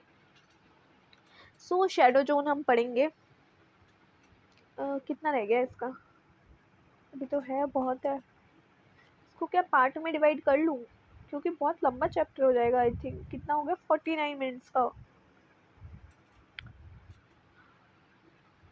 नहीं हो जाएगा, चलो देखते हैं, नहीं होगा तो मैं इसको पार्ट में डिवाइड कर दूंगी। क्योंकि एकदम डेप्थ में बताने के लिए टाइम तो लगता ही है। Earthquake waves get recorded in seismograph located at far off the location. However, there exists some specific area where the waves are not reported. देखो earthquake waves जो हैं वो हमारी किस में रिकॉर्ड होती है, हमारे सीस्मोग्राफ में रिकॉर्ड होती है, जहाँ जहाँ से वो पास होके जाती हैं। बट हमारी कुछ वेव्स जो हैं वो हमारी जैसे कि एस वेव वो सिर्फ और सिर्फ हमारे सॉलिड मीडियम से पास होती है, हमारे लिक्विड और गैस मीडियम से पास नहीं होती है। तो इसका मतलब कुछ ऐसा एरिया भी होगा जहाँ पे हमारी वो गैस जो है वो हमारी उस एरिया से पास नहीं होगी, जहाँ पे वो रिपोर्टेड नहीं होगी। तो उस जोन को हम बोलते हैं शैडो जोन। और study of different events reveal that for each earthquake there exist and altogether different shadows. और जैसे ही हम अपने अर्थक्वेक की स्टडी करते हैं तो ये स्टडी हमें रिवील करती है कि हमारा हर एक अर्थक्वेक हमारा डिफरेंट शैडो जोन जो है वो एग्जिस्ट करता है। जैसे कि हमारा 3.2 में 1A और B में हमारा शो है shadow zone of P waves and shadow zone of हमारा S वेव्स। वो अभी हम चलो पहले मैं बता देती हूँ आपको। अब हमारा P वेव्स क्या है, देखो क्या होता है, ये कोर है, ठीक है, और ये हमारा पी वेव्स का ये वाला शैडो जोन है। मतलब ये वाला पोर्शन, ये जो ऐसा शेड वाला पोर्शन है, इधर साइड को भी ये जो शेड वाला पोर्शन है, ये हमारा पी वेव्स का शैडो जोन है। मैंने अभी आपको बताया था कि हमारी जो पी वेव्स हैं वो हमारे सॉलिड लिक्विड मीडियम सबसे पास होती हैं। बट फिर ऐसा क्यों है कि जो हमारा पी वेव्स है उसका भी एक शैडो जोन बनता है। शैडो जोन वो वाला एरिया होता है जहाँ पे हमारा सिस्मोग्राफ जो है वो हमारी वेव्स का ट्रैवल जो है वो रिकॉर्ड नहीं करता है। सो हमारा जो पाथ है वहाँ से वो नहीं होती हुई जाती है। सो देखते हैं, जब हमारा ये यहाँ से ऐसे जाता है, यहाँ से हमारी वेव्स जो है वो ट्रैवल हुई, ठीक है, पी वेव्स ऐसे ऐसे ट्रैवल हुई, ठीक है। फिर जैसे ही जब ये कोर वाला, ये जो हमारी अदर लेयर है हमारी अर्थ क्रस्ट की, कोर वाली जो हमारी लेयर है, जैसे ही इससे पास हुआ तो ये जो हमारी लेयर्स जो थी, एक सेकेंड, हाँ, ये जो हमारी ऐसी जो ये लेयर्स जो थी वो थोड़ी सी डिफ्लेट हो गई। मतलब उनने अपना थोड़ा सा डायरेक्शन, अभी ये ऐसे ऐसे करके जा रहा था, उसने अपना डायरेक्शन थोड़ा कम कर लिया, ऐसे कर लिया थोड़ा। मतलब ये जो लेयर देखो ऐसे गई है, उसने अपना थोड़ा ऐसे कर लिया, मतलब ऐसे जाके ऐसे कर लिया, ठीक है, सेम, क्योंकि यहाँ पे जो मटेरियल है वो दूसरा है, इसलिए उसने अपना थोड़ा सा पाथ जो है वो चेंज कर लिया। और जब ये पाथ चेंज किया उसके बाद में जब दूसरी लेयर आई, यहाँ से जब ये बाहर निकलेगी तो यहाँ पे दूसरी लेयर आ जाएगी ना, फिर से जब यहाँ से बाहर निकली तो उसने फिर से अपना पाथ चेंज कर लिया। ये देखो ये ऐसी लेयर आ रही है और ये ऐसी हो गई, ऐसी लेयर आ रही है और ये ऐसी हो गई। कोई भी लेयर ऐसी सीधी सीधी नहीं जा रही है, देख रहे हैं हम, हमेशा अपना वो पाथ चेंज कर रही है। वो क्यों चेंज करी है? क्योंकि यहाँ पे डिफरेंट लेयर है, यहाँ पे डिफरेंट मटेरियल है। तो ये वाला जो जोन है या ये जोन ऐसा रह गया जहाँ पे हमारा जो वो पी वेव्स जो है वो अपने पाथ में वो ट्रेवल नहीं करी, वहाँ पे पहुँच ही नहीं पाई। अगर पहुँचती तो वहाँ से पास होती, बट वो वहाँ पे पहुँच ही नहीं पाई क्योंकि वो एरिया खाली रह गया। अब वो एरिया जो खाली रह गया वो कितना एरिया है हमारा, ये वाला जो एरिया है ये देखो 105 डिग्री यहाँ तक हमारी ये पी वेव्स आई। उसके बाद ये एरिया जो है वो खाली रह गया और फिर यहाँ तक हमारी रिकॉर्ड हुई है, तो यहाँ से 145 डिग्री।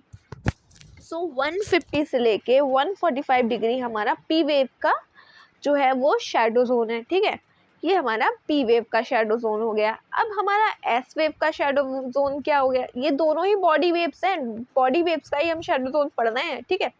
अब ये हमारा एस वेव्स का, अब हमारी अभी मैंने आपको बताया हमारी जो एस वेव्स है वो हमारी सिर्फ और सिर्फ सॉलिड मीडियम से पास करती हैं। सो ये जब यहाँ से आई रिलीज हुई तो ये यहाँ पे आई, ठीक है। फिर यहाँ पे एंटर कर ही रही थी कि ये जो मटेरियल है वो उनको सॉलिड नहीं लगा, इसलिए वो आगे यहाँ पे बढ़ ही नहीं पाई क्योंकि ये मटेरियल लिक्विड था। जब ये मटेरियल लिक्विड था तो ये यहाँ से पास ही नहीं करी। अगर ये पास कर दी तो ये यहाँ से फिर देखते कि यहाँ पे कौन सा मटेरियल यहाँ पे पास करे कि नहीं, बट ये यहीं पे पास नहीं कर पाई।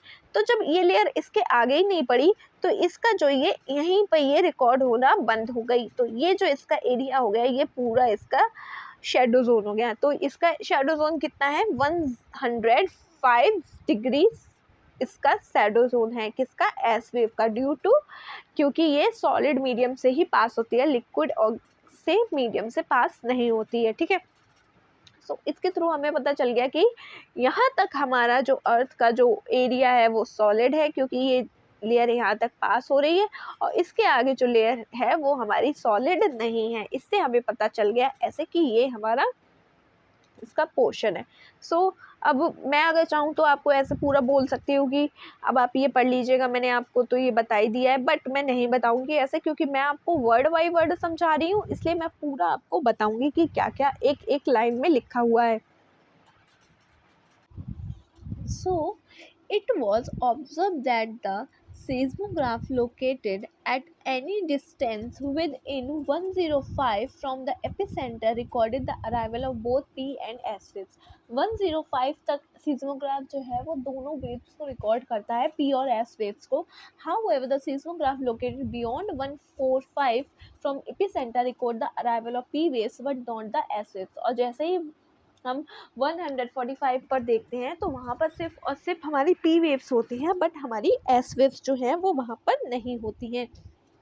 सो जो हमारा P waves zone between 105 and 145 जो हमारा epicentre was identified as the shadow zone of both the types of zone. So हमारा जो ये जो जोन होता है ये हमारा दोनों टाइप की वेव्स जो हैं उनका शैडो जोन होता है, बट हमारा जो 105 से बियॉन्ड का जो हमारा होता है वो सिर्फ उस हमारा एस वेव का शैडो जोन होता है। The entire zone beyond 105 does not receive S waves. So हमारा सिर्फ इतना जोन होता है वो हमारा पी वेव्स नहीं रिसीव करता है, बट हमारा इस 105 से आगे वाला हमारा एस वेव तो रिसीव ही नहीं करता। इसका मतलब ये इसका भी पार्ट हो गया ना, जब ये पूरा इससे आगे वाला नहीं रिसीव करता है तो ये वाला पार्ट भी इसका एस वेव का भी हो गया और ये हमारा पी वेव का भी हो गया। The shadow zone of S waves is much larger than the P waves. So हमारा शेडो जोन हमारा पी वेव्स का वो हमारा कम है, क्योंकि शेडो जोन हमारी 105 से 145 के डिग्री के बीच में ही रहता है, और हमारा एस वेव का हमारा 105 से आगे तक रहता है, मतलब कहीं भी पूरा ही हमारा शेडो जोन है फिर वो। तो हमारा एस वेव का शेडो जोन ज़्यादा है हमारी पी वेव के कंपैरिजन में। The shadow zone of P appears as a band around the earth between P waves का कितना है हमारा इतना away from the epicenter के away से। The shadow zone of S waves is not only larger in extent but is also a little over 40% of earth crust. सिर्फ और सिर्फ इतना था पी का, और जो सिर्फ हमारा एस वेव है वो हमारा सिर्फ और सिर्फ पी वेव से लार्जर ही नहीं है, बल्कि हमारा 40% है अर्थ क्रस्ट का। पूरी अर्थ क्रस्ट का 40% हमारा एस वेव का पी शेडो जोन है। You can draw the shadow zone of any earthquake provided you know the knowledge of the epicentre. अगर हमें किसी भी एपिसेंटर की नॉलेज है, एपिसेंटर क्या था कि कौन से हमारा जो सरफेस है जहाँ पे सबसे पहले हमारी अर्थ है वो हमारा सरफेस है जिससे हमारा वेव्स जो है वो हमारा एक्सपीरियंस किया, वो हमारा एपिसेंटर है। अगर हमें किसी का भी एपिसेंटर पता है तो हम इस एंगल के अकॉर्डिंगली अपना बता सकते, डिग्री के अकॉर्डिंगली हम बता सकते हैं कि कहाँ पे हमारा कितना शेडो जोन होगा कौन से एरिया का। शेडो जोन वो एरिया होता है जहाँ पे अर्थ जो है वो हमारा ये जो रिकॉर्ड होता है, ये हमारा जो डिजास्टर जो भी होता है वो रिकॉर्ड नहीं होता, मतलब वहाँ पे डिजास्टर नहीं होगा। सो टाइप्स ऑफ अर्थक्वेक। अब हमारा अर्थक्वेक जो है वो कौन कौन से टाइप के होते हैं। पहला तो हमारा जो मोस्ट कॉमन है जो कि हमारा टेक्टोनिक अर्थक्वेक है। These are generated due to sliding of rock along a fault plane. So हमारा पहला जो है वो हमारे टेक्टोनिक अर्थक्वेक जिसको हम बोलते हैं, जो हमारे रॉक जो है वो एक दूसरे के ऊपर स्लाइड कर जाती हैं जिससे हमारा फॉल्ट प्लेन जनरेट हो जाता है, जो हमारा पहला अर्थक्वेक कहलाता है जिसको हम टेक्टोनिक अर्थक्वेक बोलते हैं। दूसरा हमारा है a special class of tectonic earthquake is sometimes recognized as volcanic earthquake। so हमारा एक ये भी टेक्टोनिक अर्थक्वेक है, बट उसका एक स्पेशल क्लास है जो कि हमारा एक वॉल्केनिक अर्थक्वेक जिसको हम कहते हैं। However there are confined to area of active volcano. ये सिर्फ और सिर्फ उन एरिया में आता है जहाँ पे हमारे वॉल्केनोज जो हैं वो आते रहते हैं। तो वॉल्केनिक इरप्शन का भी हम आगे पढ़ेंगे डिटेल में कि कैसे हमारा इरप्शन होता है, क्या क्या चीज़ें होती हैं, क्या क्या उसमें निकलता है, ये सब भी हम आगे पढ़ेंगे। सो थर्ड वाला हमारा क्या है, जो हमारा वॉल्केनिक एरिया में अर्थक्वेक होता है वो हमारा active volcanic area. Active volcanic area क्या होता है, जहाँ पे हमारा इरप्शन होता रहता है, और डोरमेट क्या होता है, जहाँ पे हमारा इरप्शन बंद हो गया होता है। तो एक्टिव एरिया में जो होता है वो हमारा वॉल्केनिक अर्थक्वेक भी बोलते हैं। अब थर्ड हमारा जो है वो हमारा जो हमारी माइनिंग एक्टिविटीज़ जहाँ पे हम करते हैं, माइन करते हैं, वहाँ पे जो हमारा माइन की वजह से जो हमारा कोलैप्स हो जाता है और माइनर ट्रिमर्स बन जाते हैं, जो अर्थ उसकी वजह से जो कोलैप्स होता है हमारा अर्थक्वेक का, वो हमारा कोलैप्स अर्थक्वेक हम बोलते हैं, जो हमारी माइनिंग एक्टिविटीज़ की वजह से होता है। ठीक है, अब हमारा ग्राउंड शेकिंग में also occur due to explosion of chemical और nuclear device, such tremors are called explosive earthquake. अब हमारे जो अर्थ का शेक होना, वो हमारी जो केमिकल, अगर कोई केमिकल या फिर न्यूक्लियर डिवाइस की वजह से अगर कोई हम धमाका होता है, एक्सप्लोजन होता है, उसकी वजह से भी हमारा जो अर्थक्वेक आता है, उसको हम हमारे जो ट्रेमर्स होते हैं वो होते हैं, उनको हम एक्सप्लोजन अर्थक्वेक बोलते हैं। सो ये हमारा चौथा टाइप का अर्थक्वेक हो गया। अब हमारा फिफ्थ टाइप का अर्थक्वेक क्या है, the earthquake that occur in the area of large reservoir are refers to a reservoir induced earthquake. जो हमारा एक लार्ज रिजर्वायर का एरिया होता है, उसमें जो भी अर्थक्वेक आता है उसको हम रिजर्वायर इंड्यूस्ड अर्थक्वेक बोलते हैं। ठीक है, अब हम अर्थ को मेज़र कैसे करते हैं, मतलब कौन कौन सी स्केल हैं जिस पे हम अर्थक्वेक मेज़र करते हैं, और कौन कौन सी स्केल पे हमारा डिज़ास्टर मैनेज, मतलब कितना अफेक्ट किया, कितना डिज़ास्टर आया, कितनी प्रॉपर्टी को नुकसान हुआ, डिस्ट्रक्शन हुआ, वो मेज़र करते हैं। और दूसरा कितना, मतलब कितनी एनर्जी से, कितने मैग्नीट्यूड से, या फिर कितनी इंटेंसिटी, ये सब चीज़ें हम किस पे मेज़र करते हैं।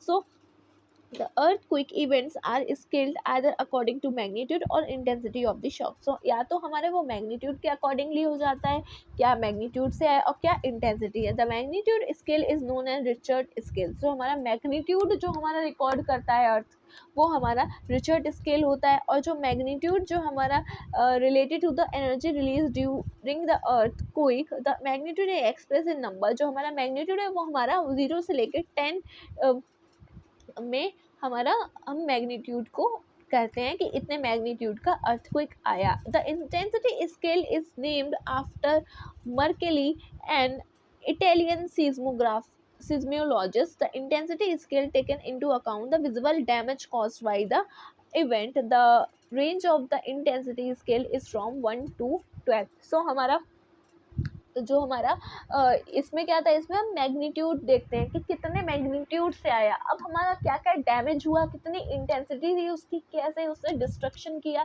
वो सारा हम हमारा जो हमारे मैकुली थे, जो हमारे इटालियन सिस्मोग्राफर थे, उनके नाम पर एक स्केल थी ये, जो उसमें हम ये हमारी इंटेंसिटी है रेंज की, वो हम देखते हैं। अगर जैसे कि अगर 1 से लेके 6 तक तो ज़्यादा इंटेंसिटी डिस्ट्रक्शन नहीं माना जाता है, बट अगर 6 से ज़्यादा हो जाता है तो हम उसको बहुत ही ज़्यादा डिस्ट्रक्शन मान लेते हैं।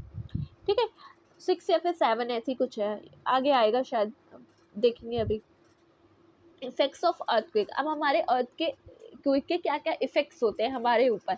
Earthquake is a natural hazard. हमारा अर्थक्वेक जो है वो एक नेचुरल हजार्ड है। अब इसके बारे में हमने अपनी फिजिकल एनवायरनमेंट वाले जो इंडियन फिजिकल ज्योग्राफी है उसमें हमने पढ़ा है लास्ट चैप्टर में, उसके अर्थक्वेक बारे में क्या क्या नेचुरल हजार्ड्स होते हैं हमारे, लैंडस्लाइड वगैरह, ये सब पढ़े हैं हमने उसमें डेप्थ में। So the following are the immediate hazards effects of earthquake. ये हमारे जो हैं वो इमीडिएट हजार्ड्स हैं जो हमारे अर्थक्वेक से हो सकते हैं। पहला हमारा ग्राउंड शेक कर सकता है, हमारा डिफरेंशियल ग्राउंड सेटलमेंट हो सकता है, हमारा लैंड और मड स्लाइड हो सकता है, हमारी लैंड आ सकती है, मतलब लैंड स्लाइड हो सकती है, मड हो सकता है, मड का स्लाइड हो सकता है, सॉइल लिक्विफिकेशन हो सकता है, ग्राउंड लर्चिंग हो सकता है, एवलेंसेस आ सकते हैं, हमारा ग्राउंड डिस्प्लेसमेंट हो सकता है, हमारी आग लग सकती है, हमारी फ्लड आ सकती है, हमारे डैम्स में फेलियर हो सकता है, हमारा स्ट्रक्चर जो है वो पूरा स्ट्रक्चर, मतलब पूरी बिल्डिंग ही कोलैप्स हो सकती है, हमारा कोई भी ऑब्जेक्ट जो है वो पूरा फॉल कर सकता है, हमारी सुनामी आ सकती है। तो ये सारे हमारे जो इफ़ेक्ट है ये सब हो सकती है। तो जो हमारे ये जो फर्स्ट 6 जो लिखे हुए हैं, ये हमारा एवलेंसेस तक ग्राउंड शेकिंग से लेकर ये जो हमारे फर्स्ट 6 हैं, ये हमारे लैंडफॉर्म बनाने के काम में आते हैं। मतलब ये सारी चीज़ों से हमारे ये होता है, बट ये हमारे लैंडफॉर्म बनाते हैं। landform by other may be considered the effect causing immediate concern to life and property of people in the region। और जो अदर है वो हमारे बहुत ही ज़्यादा इमीडिएट इफेक्ट हमारी जो लाइफ है वहाँ के रहने वाले जहाँ पे अर्थक्वेक आया है उसको बहुत ज़्यादा नुकसान पहुँचाते हैं उस रीजन को। The effect tsunami would occur only if the epicentre of tremors on below oceanic water and the magnitude is sufficient higher. So हमारी जो सुनामी है वो सिर्फ और सिर्फ तब होती है जब हमारा जो भी अर्थक्वेक है उसका एपिसेंटर है, मतलब जो सरफेस जो सबसे पहले अर्थ की वेव्स जो है एक्सपीरियंस कर रहा है वो हमारा ओशियन में होता है, तो ही हमारा जो सुनामी होती है वो हाई आती है। और तब होता है जब हमारा उनका मतलब ओशियन में तो आए बट उनका मैग्नीट्यूड हो वो सफिशिएंटली हाई हो, ये ना हो बहुत कम मैग्नीट्यूड है तो हमारी सुनामी नहीं आएंगी। Tsunami are wave generated by tremors and not an earthquake in itself. ये हमारे ट्रेमर्स के मतलब हमारे ट्रमन के द्वारा जनरेट होती हैं, ये सिर्फ और सिर्फ हमारा एक अर्थक्वेक सिर्फ नहीं होती हैं। Thought the actual earthquake activity last for a few second, it effect are devastating providing the magnitude of the earthquake is more than 5 on the Richter scale. तो हमारे अर्थक्वेक जो है वो सिर्फ और सिर्फ 2-3 मिनट या 2-3 सेकेंड के लिए आता है, फ्यू सेकेंड्स के लिए आता है, बट हमारा जो उसका इफेक्ट होता है उससे जो हमारी इफ़ेक्ट हमारे लाइफ पर हमारी अर्थ पर जो पड़ता है वो बहुत ही ज़्यादा खतरनाक होता है, बहुत डैमेज कॉज करता है। और अगर हमारा मैग्नीट्यूड उसका 5 डिग्री से मतलब 5 से ज़्यादा हो जाता है रिचर्ड स्केल पर तो बहुत ज़्यादा ही डिवास्टेटिंग अर्थक्वेक माना जाता है। अब हमारी फ्रीक्वेंसी ऑफ अर्थक्वेक अक्रेंस कैसे कैसे होती है। The earthquake is a natural hazard है। If a tremors of higher magnitude take place, it can cause heavy damage to the life and property of people। So अगर हमारा earthquake जो है उसका मैग्नीट्यूड जो है वो हमारा हैवी हमारा इफ हायर मैग्नीट्यूड, अगर उसका मैग्नीट्यूड जो है वो हायर होता है किसी भी प्लेस का तो हमारा जो डैमेज होता है वो ज़्यादा होता है। However, not all the parts of globe necessarily experience major shocks। We shall be discussing the distribution of earthquake and volcanic with some detail in the next chapter. So ऐसा नहीं है कि अगर एक अर्थ पे हमारी जो वो आया मतलब अर्थक्वेक आया तो हमारा हर एक पार्ट में अर्थ के मतलब अगर हमारा यूएस में मान लो अर्थक्वेक आया जैसे कि अभी अभी जल्दी में हमारा अर्थक्वेक आया था, तो ऐसा नहीं है कि हमारा इंडिया में भी हमें उसका इफेक्ट मिले, हमारा अर्थक्वेक मतलब हमारी अर्थक्वेक आए, ऐसा कुछ नहीं है। अगर एक पार्ट में आएगा तो ज़रूरी नहीं है कि पूरे ही अलग पूरे रीजन्स में आए। सो वो हम नेक्स्ट चैप्टर में पढ़ेंगे कि ऐसा क्यों होता है। Note that the quake of high magnitude 8+ are quite rare. जो हमारा मैग्नीट्यूड है वो अगर 8+ रिचर्ड स्केल पे हो वो बहुत ही ज़्यादा रेयर है, ऐसा नहीं होता है। बट हमारा वो 1 या 2 साल में those of the tiny types of occur almost every minute. So हमारे जो 1 और 2 ईयर में हमारे जो टिनी टाइप के अर्थक्वेक होते हैं वो ऑलमोस्ट आते ही रहते हैं हर मिनट पे। अब हमारी इनके द्वारा ये रहे हमारे सोर्स थे अर्थक्वेक के, मतलब ये रहे हमारे सोर्स जो थे वो डायरेक्ट और इनडायरेक्ट सोर्स थे जिनके थ्रू हम अपनी नॉलेज लेके आते हैं कि कौन कौन सी लेयर्स हैं हमारे अर्थ के अंदर। सो अब हमारा आता है स्ट्रक्चर ऑफ द अर्थ। अब हमारा अर्थ का क्या क्या स्ट्रक्चर है, कौन कौन सी उसमें लेयर्स हैं। सो आई नो कि आप अगर पहली बार ये पढ़ रहे हैं तो आपके लिए बहुत ज़्यादा इसको एकदम से कैप्चर करना बहुत मुश्किल हो जाएगा, तो आप क्या करिए आधी वीडियो देख लीजिए, अभी यहाँ तक देख लीजिए, उसके बाद एनसीईआरटी पढ़िए, एनसीईआरटी को बार बार रिवाइज करिए, फिर उसके बाद में आगे बची हुई जो वीडियो है वो देख लीजिएगा। और उसके बाद में फिर से ये वीडियो देखने के बाद में पहले वीडियो देखिए, समझ लीजिए, उसके बाद में जाके अपने आप एनसीईआरटी पढ़ेंगे और फिर आप दोबारा जब रिवाइज करेंगे और नहीं समझ में आए तो दोबारा से वीडियो देख लीजिए। अगर ऐसे करेंगे और कोई प्रॉब्लम हो तो मुझसे डाउट पूछ लीजिए, मैं आपके डाउट का आंसर करूँगी, और अगर कोई प्रॉब्लम आएगी तो मैं उस पार्ट को भी आपको अच्छे से समझाने की कोशिश करूँगी। सो जिससे कि बार बार रिवाइज करने से ही आपको ये अच्छे से आ पाएगा, क्योंकि जब मैंने भी स्टार्ट किया था तो मुझे भी बहुत दिक्कत हो रही थी ये सब समझने में, पढ़ने में, याद रखने में। बट अब जैसे जैसे टाइम हो गया है मुझे पढ़ते पढ़ते तो अब मुझे इतनी ज़्यादा प्रॉब्लम नहीं होती है, अब मुझे ये सारी चीज़ें याद हो गई हैं, तभी मैं आपको बता पा रही हूँ अच्छे से। तो ये आपको तो करना ही पड़ेगा, बिना ये सब करे आपको चीज़ें नहीं याद होंगी, ठीक है। अब हमारा स्ट्रक्चर ऑफ द अर्थ। सो हमारा अर्थ का स्ट्रक्चर कैसा है। ये मैं आपको अपने डायग्राम के थ्रू बताऊंगी। इसमें कहीं पे जगह है क्या? वैसे भी थोड़ा सा ही रह गया, बस ये स्ट्रक्चर है और फिर वॉल्केनिक लैंडफॉर्म्स का है ये सब। ठीक है, देखो एक सेकंड में पानी पी लूं।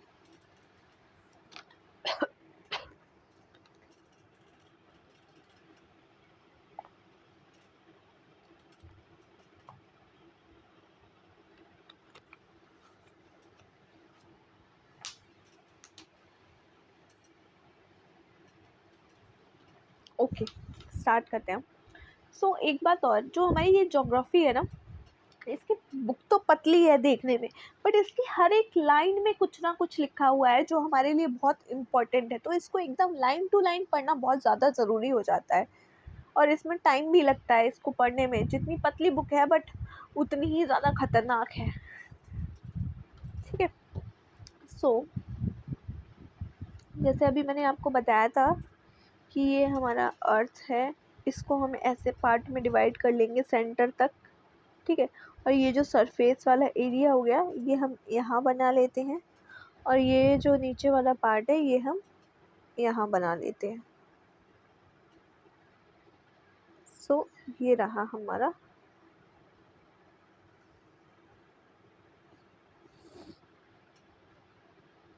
ये सेंटर तक की बात हो रही है। और ये रेडियस वाला, ये पूरी रेडियस होंगी अर्थ की, और जब ये पार्ट इतना होगा तो ये पार्ट भी इतना ही होगा, ऐसा ही होगा, ये पार्ट भी ऐसा ही होगा, ये पार्ट भी ऐसा ही होगा, ऐसा ही होगा। ठीक है, चलो अब हम देखते हैं अपनी अर्थ का इंटीरियर कैसा है। सो हमारी अर्थ जो है ऐसे 3 पार्ट में डिवाइड है। ये जो नीचे वाला पोर्शन है वो हमारा कोर है।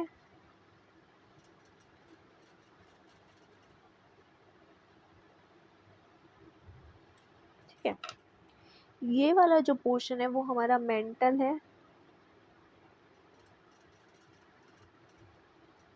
ठीक है, और ये वाला जो हमारा पोर्शन है वो हमारा क्रस्ट है। ये सही से आ नहीं रहा है बट आप समझ लीजिएगा। ठीक है, अब ये लेयर्स में हमारा जो है वो डिवाइड किया गया है। अब इसको भी हमने फर्दर डिवाइड करते हैं। हमारी कोर है वो भी 2 पार्ट में डिवाइड है। दूसरा कलर लेते हैं, ऑरेंज ले लेते हैं। ये भी हमारी 2 पार्ट में डिवाइड है। मेंटल भी हमारी 2 पार्ट में डिवाइड है। एक हमारी अपर मेंटल हो गई, एक हमारी लोअर मेंटल हो गई, एक हमारी इनर कोर हो गई, एक हमारी आउटर कोर हो गई। ठीक है, सो और ये क्रस्ट क्रस्ट तो हमारी बस ऐसी क्रस्ट ही है। सो अब हमारी हम मेंटल देखते हैं, इसको भी दूसरे कलर से लेते हैं। मेंटल जो है वो हमारी जो अपर मेंटल है उसका जो आधा ये जो पार्ट है वो हमारा ये, इस आधे पार्ट को हम क्या कहते हैं? एस्थेनोस्फेयर। क्या कहते हैं?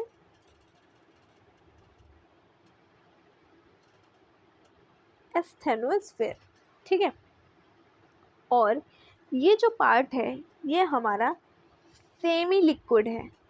कैसा है?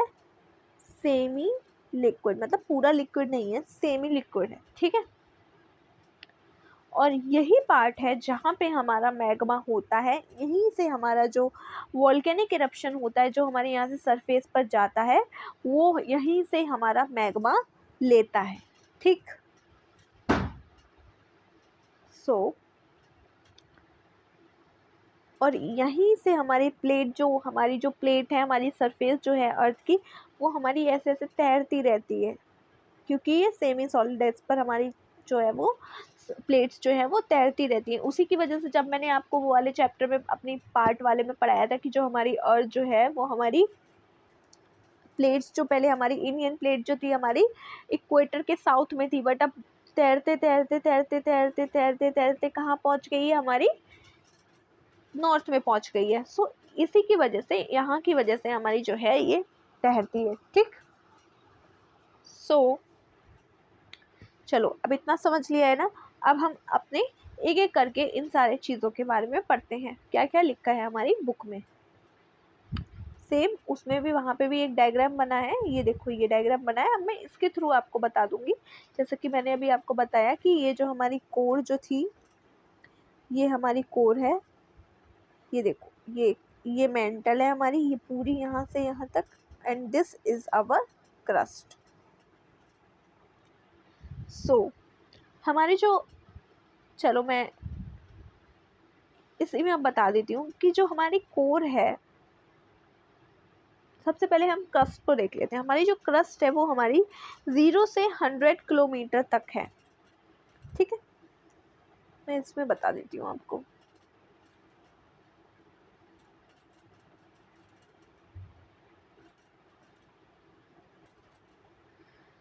हमारी जो ये कोर है वो हमारी 0 to 100 किलोमीटर तक है, और जो ये हमारी मेंटल है ये हमारी 100 से लेकर 2900 किलोमीटर तक है, और बाकी का जो पोर्शन बचा 2900 से वो हमारी कोर का पोर्शन हो गया, ठीक है। सो जो कितना है 6378 किलोमीटर। चलो ये हो गया। अब दूसरा डायग्राम से के थ्रू बताती हूँ आपको।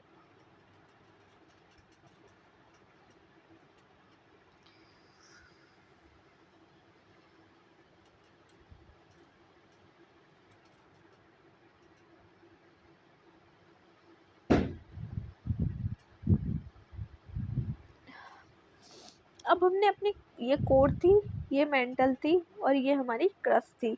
क्रस्ट कितनी थी हमारी 0 से लेके 100 तक, मेंटल कितनी थी हमारी 100 से लेके 2900 तक, और हमारी 2900 से 6370 आई थिंक ऐसी कुछ हमारी कोर थी यहाँ तक, ठीक है। अब हमारी कोर को भी हमने दो पार्ट में डिवाइड किया, एक हमारा ऊपर वाला और एक हमारा नीचे वाला। जो हमारा ऊपर वाला पार्ट है कोर का वो हमारा लिक्विड है, ठीक है, और जो ये नीचे वाला पार्ट है वो हमारा सॉलिड है।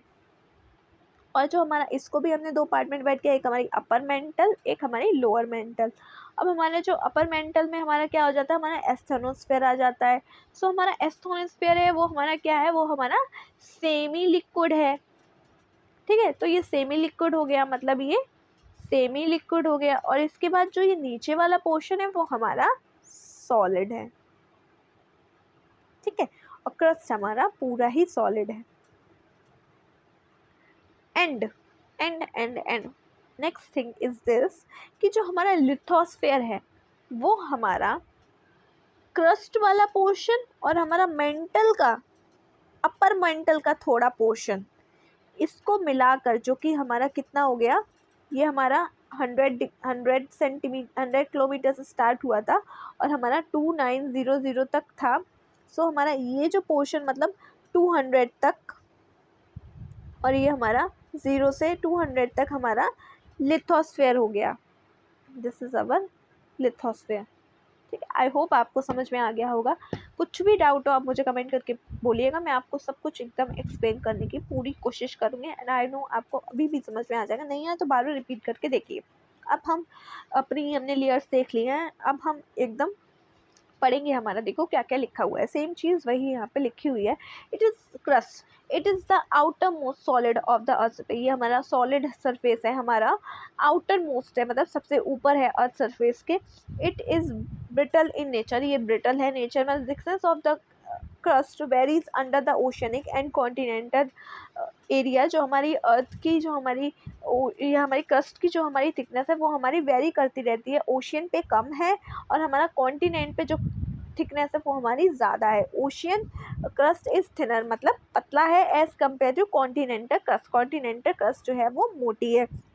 The main thickness of ocean, जो ओशियन की थिकनेस है वो कितनी है 5 किलोमीटर, और जो हमारी कॉन्टिनेंट की कितनी है वो हमारी 300 kilometre. The continental crust is thicker in the area of major mountain, और जो हमारी कॉन्टिनेंटल क्रस्ट है वो हमारी प्लेन पर तो इतनी है, बट जहाँ जहाँ जैसे जैसे माउंटेन हो जाते हैं, मतलब ऊपर तक चला जाएगा ना, जैसे जैसे माउंटेन हो जाते हैं वैसी थिकनेस जो है और बढ़ती जाती है, तो वो कितनी हो जाती है, वो हमारी 70 किलोमीटर थिकनेस हो जाती है। ये हमारा कहाँ पे है, हिमालयन रीजन में इतनी थिकनेस है, ठीक है। ये रहा हमारा क्रस्ट वाला पार्ट। अब हमारा मेंटल वाला पार्ट क्या है, the portion of the mantle beyond the crust is called mantle.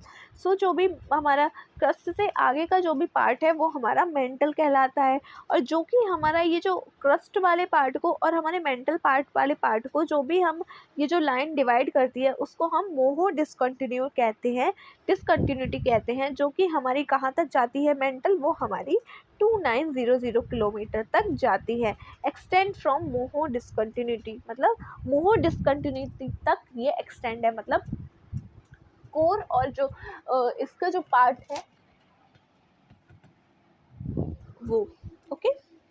सो ये रहा। अब हमारा जो अपर पोर्शन है मेंटल का, उसमें वो क्या है, हमारा एस्थेनोस्फेयर है, जो हमारा सेमी लिक्विड है, जहाँ पे लावा होता है। ये थोड़ा वीक है, एस्थेनो मतलब क्या होता है, वीक, ये थोड़ा वीक है, जो कि हमारा कहाँ तक है, वो हमारा 400 किलोमीटर तक एक्सटेंड करता है। It is the main source of magma that find its way to the surface during volcanic eruption। ये हमारा एक जो हमारा वॉल्केनिक eruption होता है वो हमारा यहीं से मैग्मा लेता है, वॉल्केनिक eruption यहीं से मैग्मा लेके हमारा ऊपर आता है सरफेस पर। The crust and the uppermost part of the mantle are consider lithosphere. जो हमारा क्रस्ट है और जो अपर मोस्ट पार्ट है जो हमारा मेंटल का, थोड़ा सा 100 किलोमीटर तक, वो हमारा लिथोस्फीयर कहलाता है, जो कि हमारा 10 से लेके 200 किलोमीटर तक लिथोस्फीयर की हमारा कहते हैं हम इसको lithosphere. The lower mantle extend beyond the asthenosphere, it is an solid state. So हमारा जो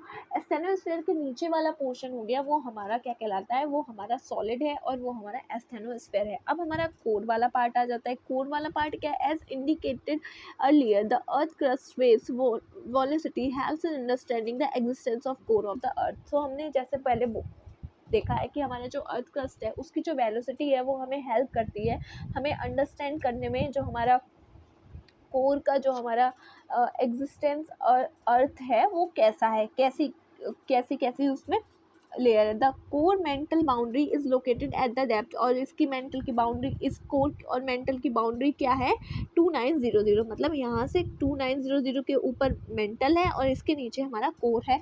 the outer core is in liquid, जो हमारा आउटर कोर है वो हमारे ऊपर वाली कोर जो है वो हमारी लिक्विड है, इनर कोर जो है वो हमारी सॉलिड है। The core is made up of very heavy metal mostly consist of निकल एंड आयरन। जो हमारी कोर है वो हमारी निकल और आयरन से बनी है, जो कि बहुत ज़्यादा हैवी है, क्योंकि वो हैवी मेटल होता है तभी तो वो हैवी चीज़ जो है नीचे बैठ जाती है। तो कोर हमारा नीचे वाला पोर्शन है तो वो हमारा नीचे बैठा हुआ है। सो ये हमारा बहुत ही ज़्यादा, जिसको हम निफे बोलते हैं, इसको हम निफे लेयर भी बोलते हैं। सो ये रहा हमारा इंटीरियर ऑफ अर्थ, जो हम इतनी देर से पढ़ने की कोशिश कर रहे थे वो कंप्लीट हो गया है। अब हमारा इंटीरियर ऑफ अर्थ में हमारा ये वॉल्केनोज एंड वॉल्केनिक लैंडफॉर्म्स है, ये भी हम जल्दी जल्दी देख लेते हैं। सो क्या करूँ, ये अभी पढ़ा दूँ या फिर नेक्स्ट पार्ट में पढ़ाऊँ, क्योंकि ये बहुत हो गया मुझे लगता है आपको। आई थिंक अभी इतना बहुत है।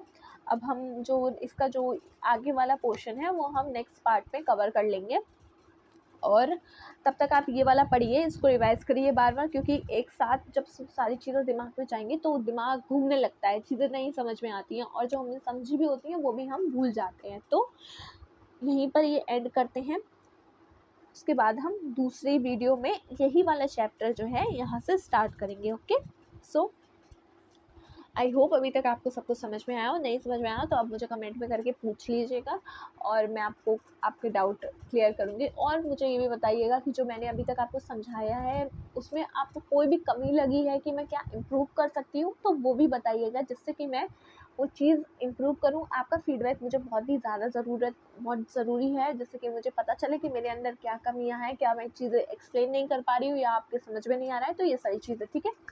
और चैनल को सब्सक्राइब कर दीजिए, जब भी मैं अपनी वीडियो डालूँ तो आपको नोटिफिकेशन आ जाए।